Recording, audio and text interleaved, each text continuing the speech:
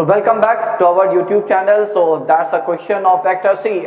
Basically this is a question of geometry, okay, and you can try to prove it using your basic geometry of your 9th class and 10th class. But since see, in the question I have specifically mentioned using vector method, we have to prove this statement. So the purpose is that we should always be knowing, or we should always be comfortable in using vector in case of planar geometry, the theorems which we have been knowing, or if we need to apply such things in a geometrical figure, parallelogram, pentagon, hexagon, any polygon, anywhere. Okay, so we should be comfortable of applying the vectors, the position vector of the point in the geometry part. So that's why I picked up this question. And when you will be solving the previous year question, you will definitely come across the questions where you can solve that question with the help of basic geometry only. So okay, so that was the purpose of sharing this question today. So the question statement is, if P is the midpoint of side BC of a triangle ABC, then we have to prove that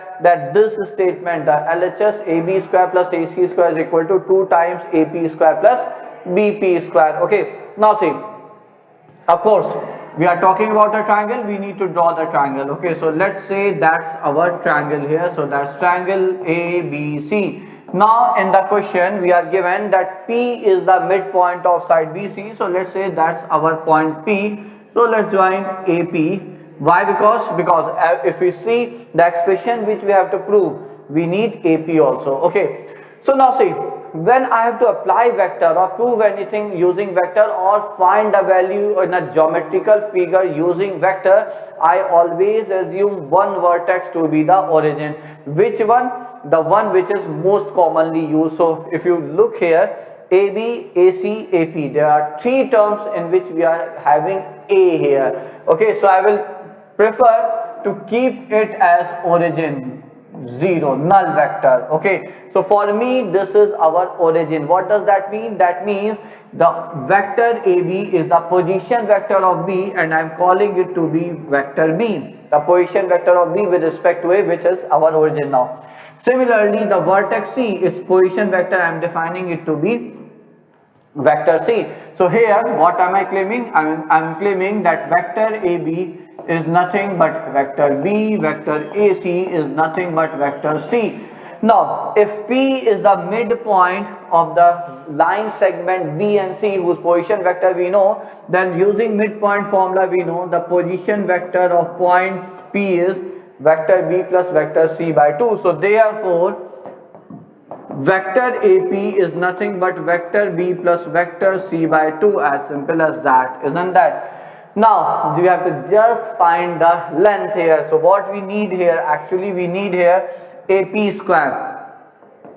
So vector AP magnitude square. So what is it?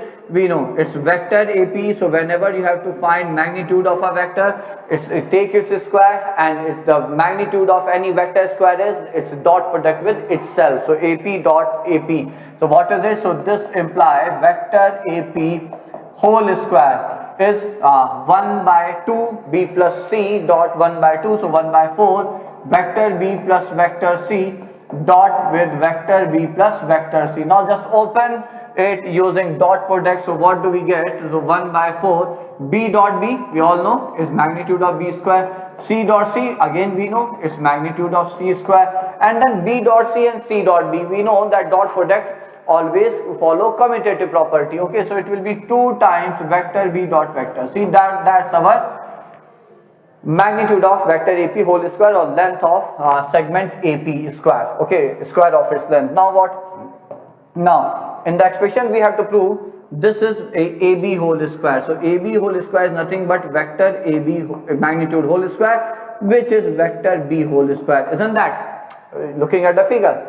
Okay, so this length is how much? So it's the magnitude of vector B whole square. If we need its square, bacho, isn't that? Now what about AC? So again, C point is represented, or AC vector is nothing but the position vector of point C, which is vector C. So it's magnitude of vector C whole square. AP vector we already know. Now we have to find just BP vector. Okay, now mod length of BP, or magnitude of vector BP. Okay, so we don't need it actually. Why? Because see, we will do it as half times magnitude of BC, and then it is half times magnitude of vector B minus vector C.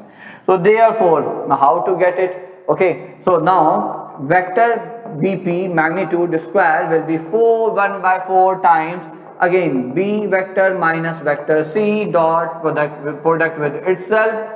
So that's it. Now again open it. What do we get? We get 1 by 4. Again B dot B is, we all know, magnitude of B square, plus C dot C is magnitude of C square, and again minus 2 times vector B dot vector C. That's it. Okay, now let's start. So therefore 2 times AP square plus BP square. How much is it? So 2 times, it's 1 by 4 magnitude of B square vector, okay, magnitude of vector C whole square plus 2 times vector B dot vector C, and then this is 1 by 4, and how much was BP whole square? Of course it's magnitude of vector B whole square plus magnitude of vector C whole square minus 2 times vector B dot vector C. Isn't that bacho? So now when you simplify it, so of course 1 by 4 will come out, so it's half times and then 2 times magnitude of vector B whole square plus magnitude of vector C whole square, because this and this will get cancelled.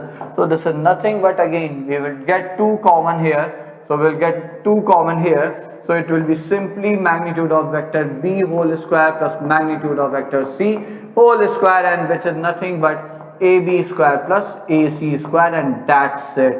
Okay, so that's how we can prove this statement with the help of vector. So again I will repeat, the purpose of this question was because to make you all comfortable with the application of position vector, the vector representing position of any point in space along with the polygon, along with any geometrical 2-dimensional planar figure, even in 3-dimensional figure also. Okay, so that's it for today, bachcho.